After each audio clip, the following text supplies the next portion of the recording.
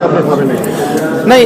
factor শব্দটো হাগ্ৰামা মহিলাৰী ডাঙৰীয়াই বহুত বেছি ব্যৱহাৰ কৰি আহিছিলে ফেক্টৰ হ'ব আৰু নাই বুলি কেনে চাওক ৰাজনীতিৰ সকলো ফেক্টৰ এইটো আপুনি কোনোবা এজন উঠিলেও সিও ফেক্টৰ দুইজন উঠিলে ফেক্টৰ কিন্তু ফেক্টৰ বুলি যিটো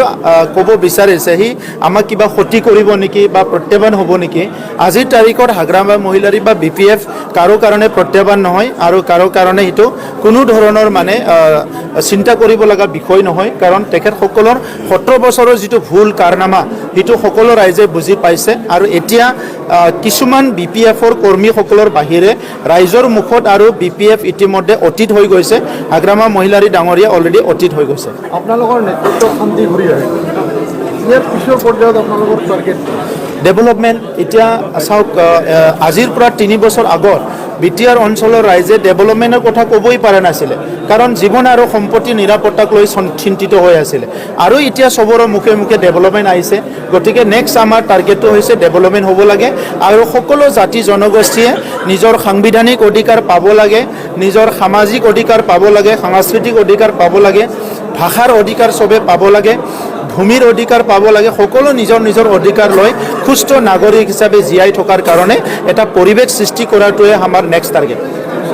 লোকসভা নিৰ্বাচনৰ কাৰণে আমাৰ প্ৰিপাৰেশ্যনটো আছেই ইয়াত বহুত ডাঙৰ প্ৰিপাৰেশ্যন দৰকাৰ আছে বুলি মই নাভাবোঁ কাৰণ ডে ওৱানৰ পৰা আমি কাম কৰি আছোঁ সবচে ডাঙৰ চেলেঞ্জটো আছিলে যে বিটিআৰত শান্তি স্থাপন কৰা ৰাইজক নিৰাপত্তা প্ৰদান কৰা আৰু 3 বছৰত এইটো প্ৰুভ হৈ গ'ল যে বিটিআৰ অঞ্চলত এতিয়া শান্তি আহি গ'ল এতিয়া অকল আমাৰ মুখত বা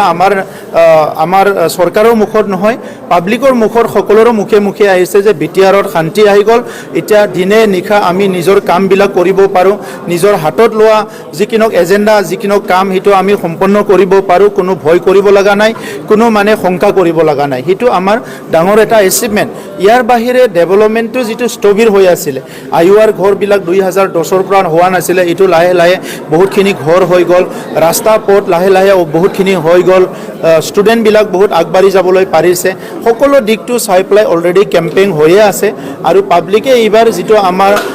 অসমত যিটো আছে বিজেপি AGP UPPL এই মিত্ৰজোঁটকে ভোট দিবলৈ সাজু হৈ আছে আৰু বিটিআৰতো আমাৰ যিটো এলায়েন্স টিম ইয়াৰ যি কেণ্ডিডেটে আহিব তাক ভোট দিবলৈ সাজু হৈ আছে আৰু এতিয়াৰ পৰিৱেশটো চালে কোকৰাঝাৰত অভিলেখ সৃষ্টি কৰি পেলাই আমাৰ কেণ্ডিডেটে জয় হ'ব